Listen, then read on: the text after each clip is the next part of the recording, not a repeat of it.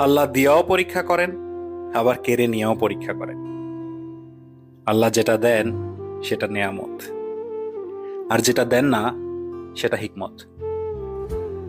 যেটা দিয়ে আবার কেড়ে নেন সেটাই পরীক্ষা। ধৈর্যের পর যেটা দেন সেটা কুদরত।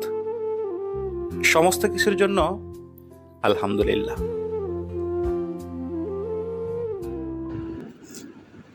কিভাবে সরষা ইলিশ রান্না করতে হয় আজকে আমি সেই রেসিপিটাই আপনাদের মাঝে শেয়ার করব। এইখানে দেখতে পাচ্ছেন সাইজ করে নেওয়া ইলিশ মাছের পিস। তো এখন চলুন তাহলে মূল রান্নায় চলে যাই। এখানে কালো সরিষা নিলাম, ব্লেন্ড করে নিয়েছি। এখানে পেঁয়াজ, রসুন, জিরা, ধনিয়া গুঁড়ো, হলুদ গুঁড়ো, লবণ, কাঁচামরিচ সব আছে।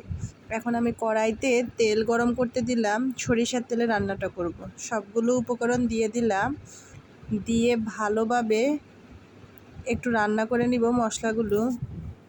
মশলাগুলো ভালোভাবে কষানো হইলে সরিষাটা আমি দিয়ে দিব। দিয়ে আরেকটু ভালোভাবে নেড়ে চেড়ে নিয়ে মশলাটা ভালোভাবে সরিষার সাথে কষিয়ে নিব। কষানো হয়ে গেলে আমি একটু পানি দিব, দিয়ে 5 মিনিট অপেক্ষা করব যে ভালোভাবে কষানো হওয়া পর্যন্ত। এই যে দেখতে পাচ্ছেন কালারটা। তা কষানো হয়ে গেলে আমি মাছটা দিয়ে দিব। দিয়ে ভালোভাবে মশলার সাথে মাছগুলোকে মিশিয়ে নিব। মিশানো হয়ে গেলে আমি 5 মিনিট মশলার সাথে মাছগুলোকে ভালোভাবে কষিয়ে নিব। ঢাকনাটা দিয়ে দিব। কষানো হয়ে গেলে আমি এখানে ঝোলের পানি দিয়ে দিব ভালোভাবে রান্নাটা হওয়ার জন্য। রান্নাটা হয়ে আসলে আমি মাখো মাখো যখন ঝোলটা হয়ে আসবে সরিষা ইলিশের, তখন আমি নামিয়ে পরিবেশন করে নিব। যারা আমার চ্যানেলের ভিডিওগুলো দেখেন তাদেরকে অসংখ্য ধন্যবাদ আমাকে সাপোর্ট করার জন্য, আমার ভিডিওগুলো দেখার জন্য ধন্যবাদ সবাইকে।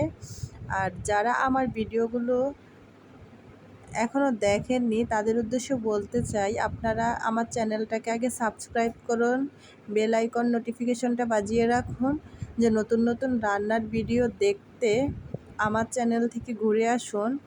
যে আশা করি আমার রান্নার ভিডিওগুলো আপনাদের ভালো লাগবে। ভালো লাগলে লাইক, কমেন্ট, শেয়ার করে পাশে থাকবেন।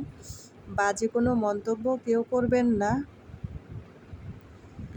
এই যে আমার রান্নার ফাইনাল লুকটা দেখেন, আমার রান্নাটা প্রায় হয়ে গেছে। এখন আমি পরিবেশন করে নিব। তারপর যখন রান্নাটা হয়ে আসে তখন আমি 3-4টা আস্ত কাঁচামরিচ দিয়েছি, যে একটা ফ্লেভার আসার জন্য।